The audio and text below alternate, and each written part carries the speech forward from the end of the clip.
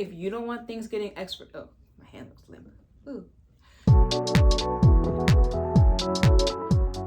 Hey there, I'm Elise and welcome back to my channel. So the title of this video is kind of a twist. I'm not going to tell you how to find a Korean boyfriend. I think that the idea that I could is kind of fetishism or fetishization.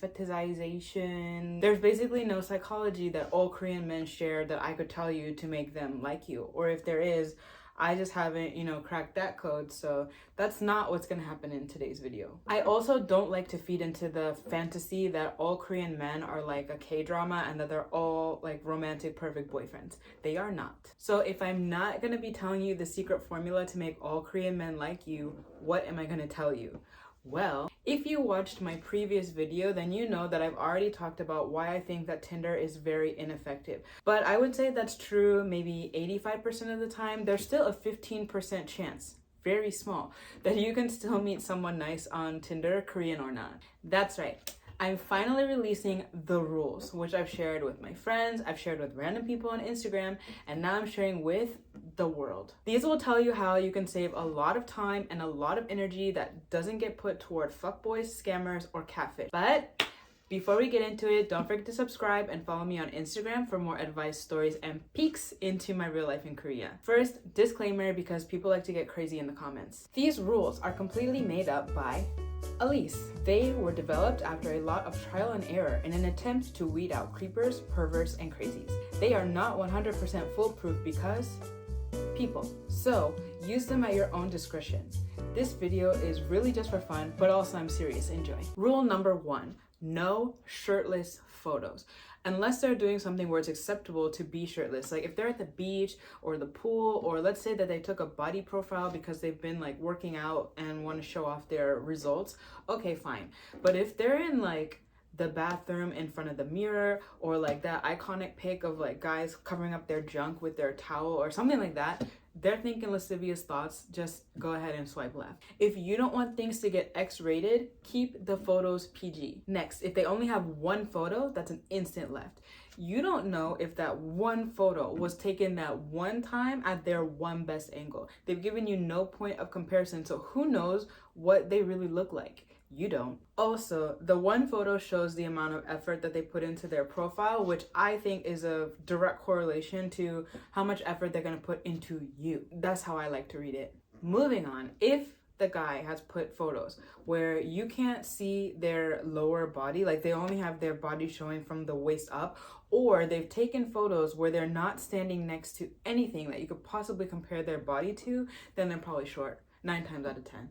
I'm not saying don't date short men. I'm just saying that if this is something that is important to you, the men also know that it's important to you. And so that's why they've strategically chosen these photos. Trust me, they know. I don't know about other countries, but in Korea, it's very common for guys to share their height in the profile.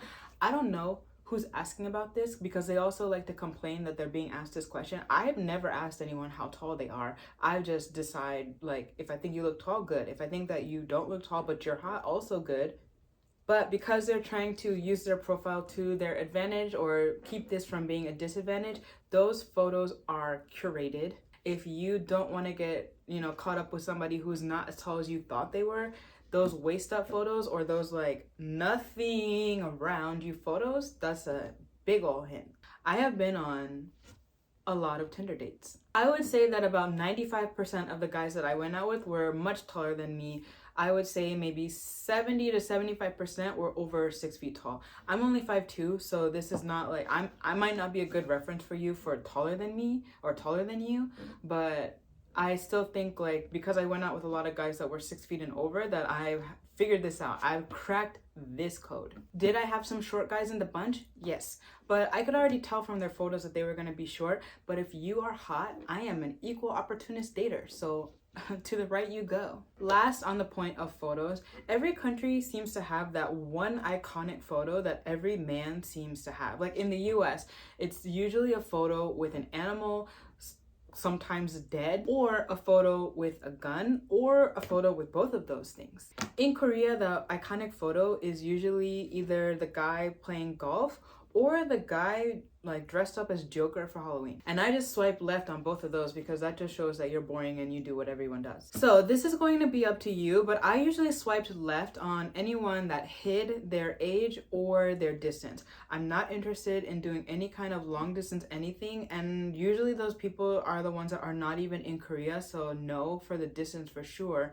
And as for the age, if they've hidden their age, I mean, anyway, they have some kind of insecurity about their age, right? So bye. Left. Okay, so then there's the education and the job. Most people don't share either of these things unless they went to a really good university or they have a really good job. Like, this is their selling point. I'm not saying that people who don't share it didn't go to a good school or didn't have a good job, but it's one of those things where people seem to not like to share unless it's like something amazing. So I wouldn't hold it against people if they didn't put this, but if they did, nice. There is a catch to this judgment though. I noticed that a lot of guys were writing CEO. And at first when I saw this trend, I was like, oh, nice. They started a business and they're the CEO of like a startup company. No, I don't care if they're not a CEO. It's not that I was after people who started their own business, but I just thought like, oh, wow. But then once I started talking to them, I would ask them like, oh, like, what kind of business did you start? And then they would say something like, I own a cafe. And I'm just like, that is cool, but that's not what a CEO is, in my opinion. You're not the chief executive officer of a cafe. There's no office. Other examples of people who I talked to who had the CEO label is like, I sell baskets online. True story. I sell baskets online. And it's like, okay, cool. Like if you have a whole ass business of I sell baskets online, cool. But if you are a solo staff in your house, online selling baskets, I'm not really sure that you can call yourself a CEO in that case. Like, big dreams, good for you, but maybe, just say business owner. So the last thing in the stats area that you should look at is their profile name. And there are some things that people do pretty commonly in their profile name. A lot of people seem nowadays to be uncomfortable using their actual name, so they'll use their initials like YG or JK, I don't know. And a lot of people also seem to use like their favorite drink at the cafe, but because a lot of Koreans drink Americano, there's a lot of Americanos on Tinder.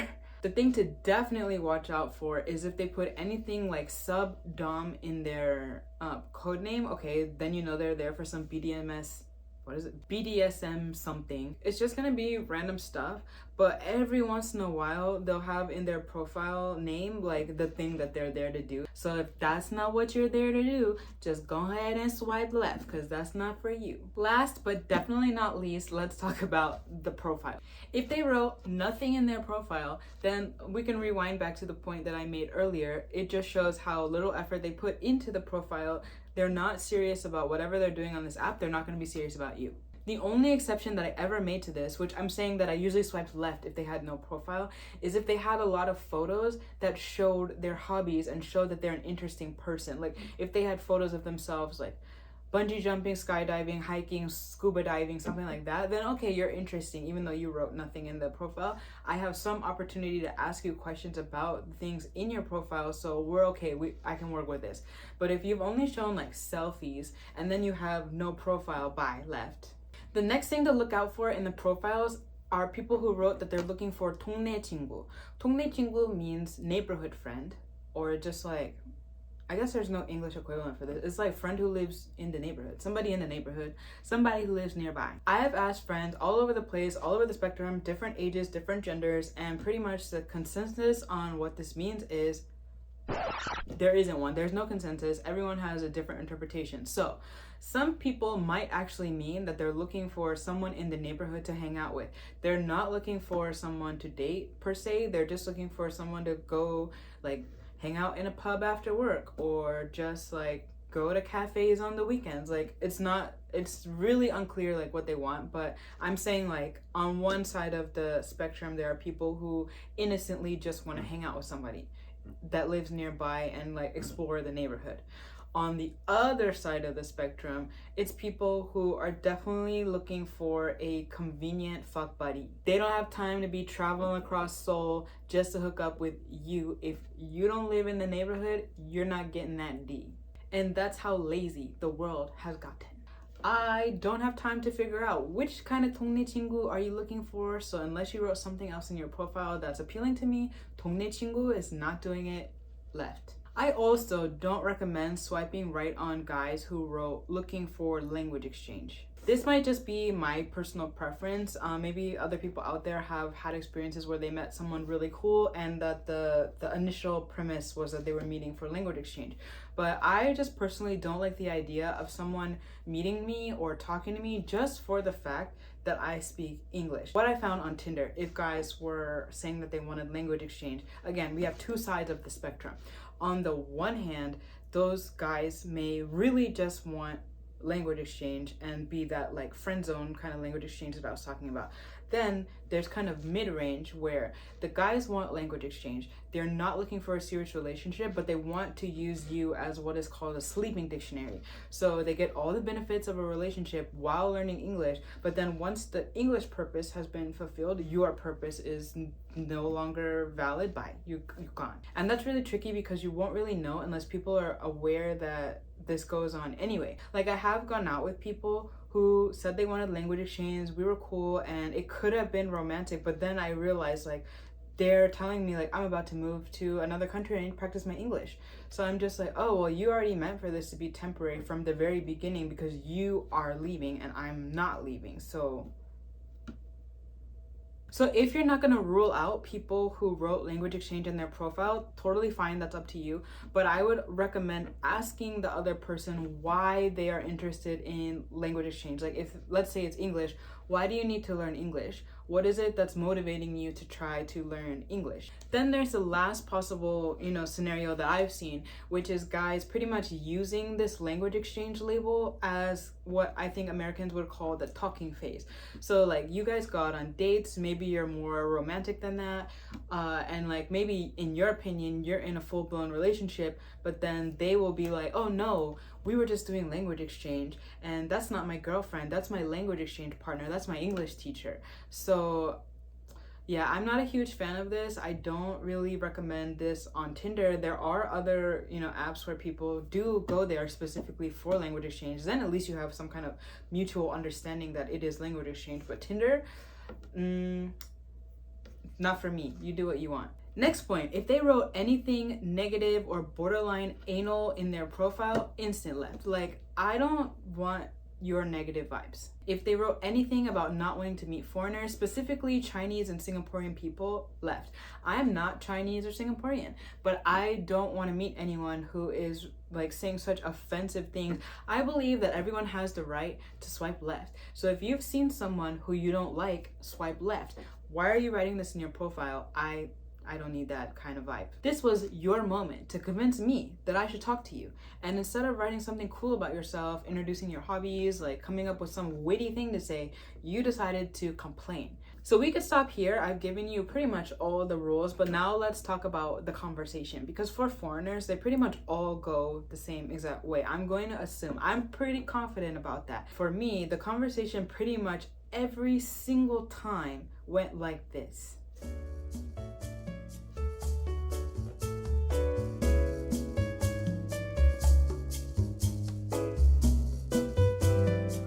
Or they'd say something dumb like, do you speak Korean? And I'm like, we've been speaking Korean this whole time.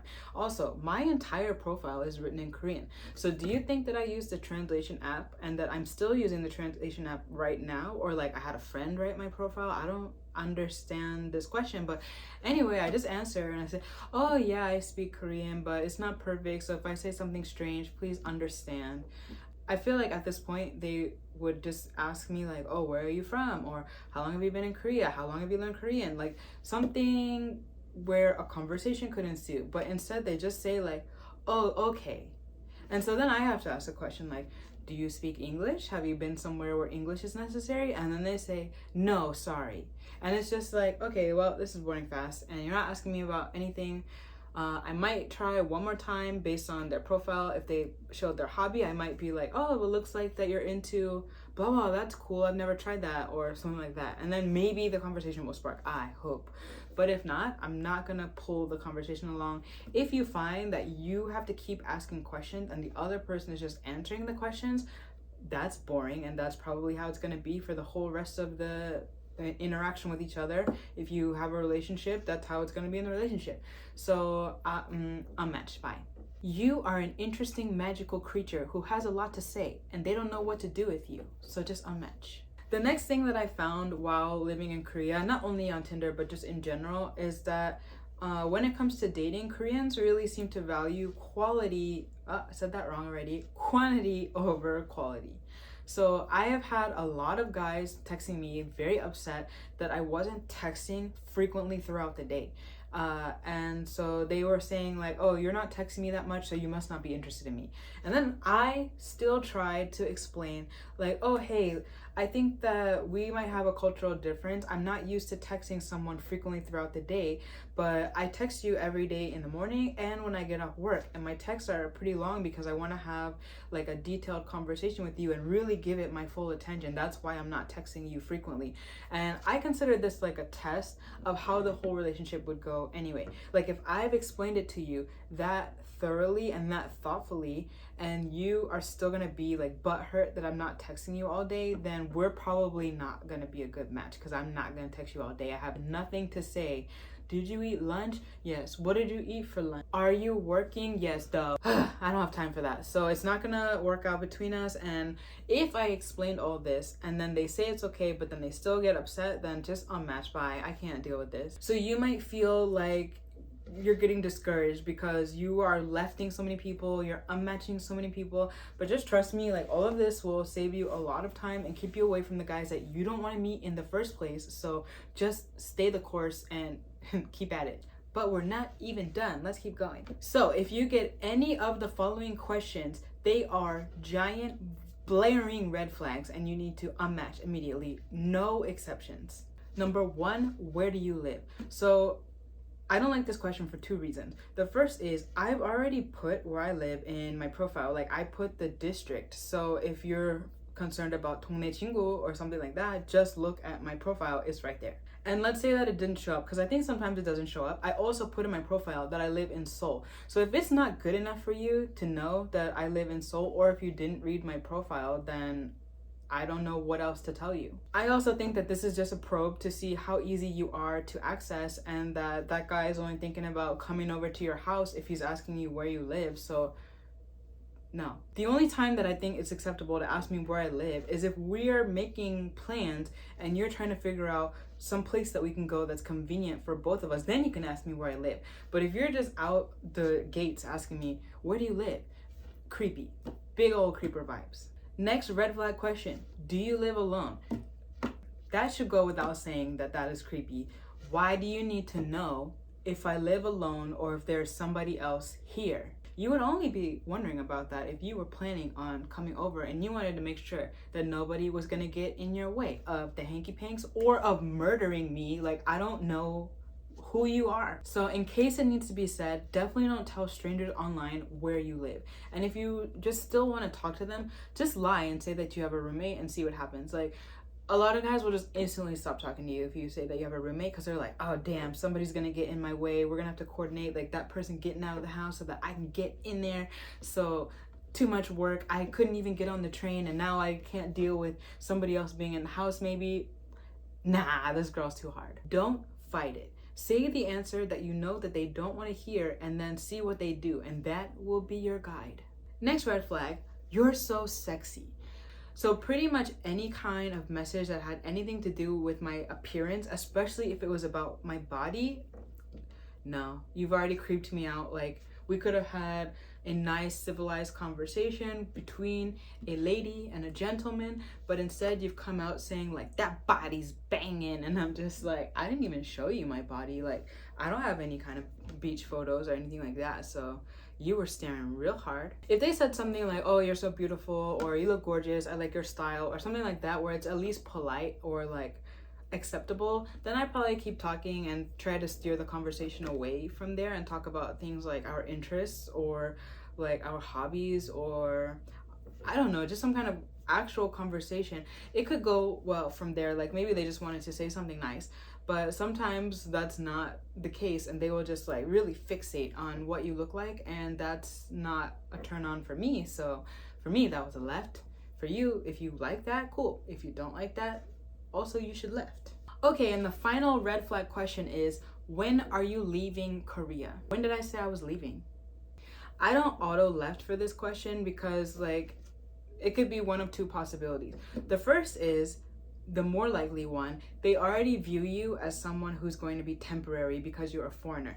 Most foreigners are not here to stay, and that's what they are hoping for. They want to have like a fling with you, and so they're trying to confirm like how much time do they have to get with you. The other possibility is what you would hope for. They want to confirm that you're not leaving Korea so that they could have a serious relationship with you. If you are leaving Korea soon, they might not be interested, and so they're trying to confirm. So I don't know which of the two it is, so I can't tell you like, oh, red flag, left. But you will know immediately from the way that they start answering you. So in this case, just answer the question honestly and then carefully judge their response, because that was the sign. Don't miss that sign of whether they were hoping you leave or they're hoping you're staying. Okay, so that's pretty much all of the tips that I have to share on how I have successfully been able to use Tinder. I can't promise you a serious relationship, but I can promise you that this is a very good creeper repellent that will save you a lot of time and save you a lot of energy on guys who want to waste both of those things. If you haven't had a chance, definitely check out my previous video on why Tinder is not very effective in Korea anymore. I think that it will give you a lot of insights that can go along with these rules so that you are fully prepared to use the app in an effective way for you. But if watching these two videos isn't enough and you still have more questions, feel free to leave a comment down below. You can also feel free just to share any crazy stories that you have from Tinder. I loved the comments last time and I always answer all of the comments, so let's have a fun chat. Don't forget to like, subscribe, and hit that bell so that you don't miss out on my next video. Thanks for watching. Bye! 다음에 봐요.